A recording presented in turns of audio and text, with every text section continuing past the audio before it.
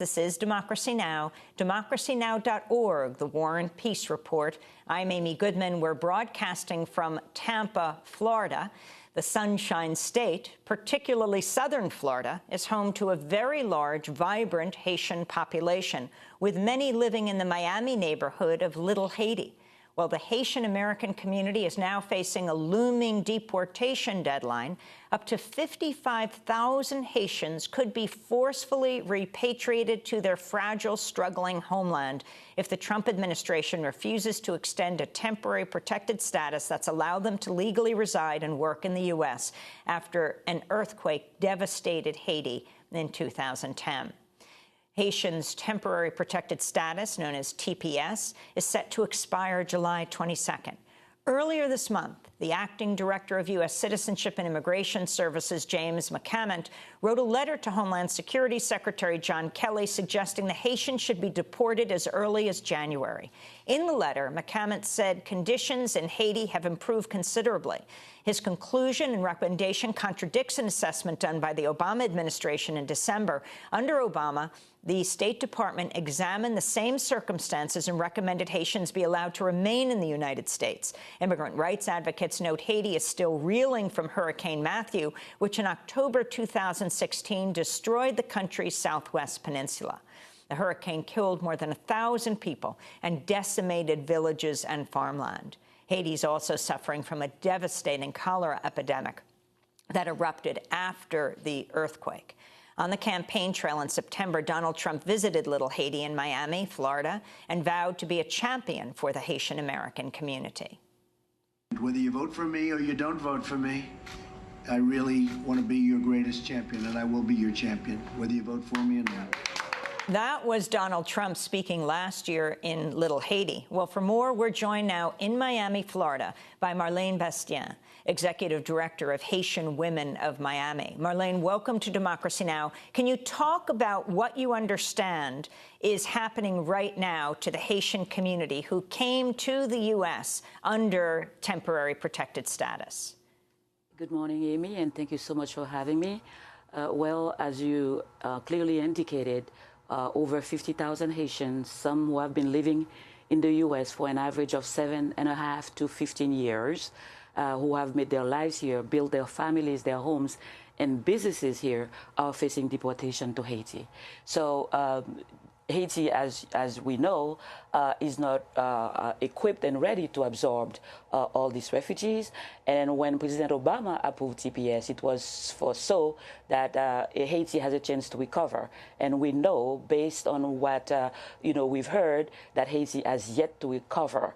Not only that it's suffering for all the natural disasters that you mentioned, the imported cholera epidemic, and Hurricane Matthew, which destroyed all the crops and livestock, forcing people to live in caves. So these people are really living in fear of deportation because they have their families to consider, they have their businesses to consider, they have their homes, to consider. So it is really creating and wreaking havoc in thousands of families in this country. Can you describe Little Haiti to us? Last night, we were just in Miami. I was speaking to a Haitian man who talked about the fear that the whole community is facing right now. How many Haitians live in Miami? And the 55,000, though, goes well beyond Miami, right? It's throughout the United States in places, yes. For example. Another concentration of Haitians is New York. Yes, indeed. Miami has the highest concentration of Haitians than any other places in the U.S. So, of course, many of the TPS holders, 40% of them, do live in Miami. And Little Haiti is a place that has been built by immigrants. When Haitians were freed in the late 70s, early 80s, they were, set free in Little Haiti, which was a very depressed and drug-infested area at the time. But through resilience and determination and hard work, Haitian immigrants have turned Little Haiti into a vibrant, culturally diverse, and culturally rich neighborhood, which is considered probably the fastest gentrified area in the U.S. So we are facing the hard process of gentrification. At the same time, we are also risking, being deported to a country that is, in trouble right now. Why the change of heart? Can you talk about the Trump administration's reversal, what it looks like from the Obama administration? Well, then candidate Trump, now President Trump, did promise to be Haitians, greatest champion. And a lot of Haitians, I guess some voted for him, and we are all expecting him to do the right thing. We hope that he will do the right thing because, sending all these people back to Haiti will be a travesty.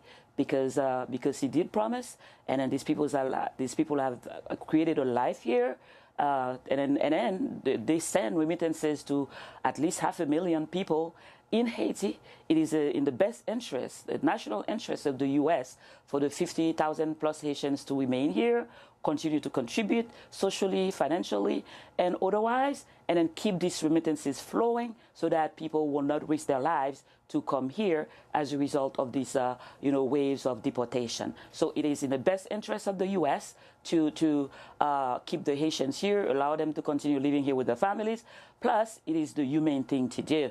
And President Trump needs to keep his promise, because in Creole we say a promise is a debt. Promesse, c'est dette. A promise is a debt. About 500 Walt Disney World employees could be impacted by the looming removal. Can you talk about Disney World in Orlando coming out for the continuation of TPS?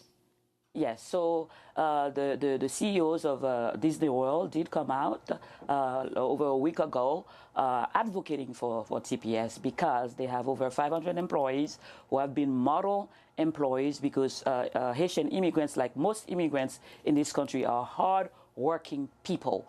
They work 2-3 jobs and they have strong work ethics. So we are very encouraged by the decision of Disney World to come out in support of temporary protected status, and we hope that the chambers of commerce and other employers, who some of them are already laying people off, they will, heed the call of Disney World to keep these people employed and then to put pressure on the Trump administration to renew TPS sooner than later, because the employers are getting the signal that it might not be renewed, and some people are being fired right now.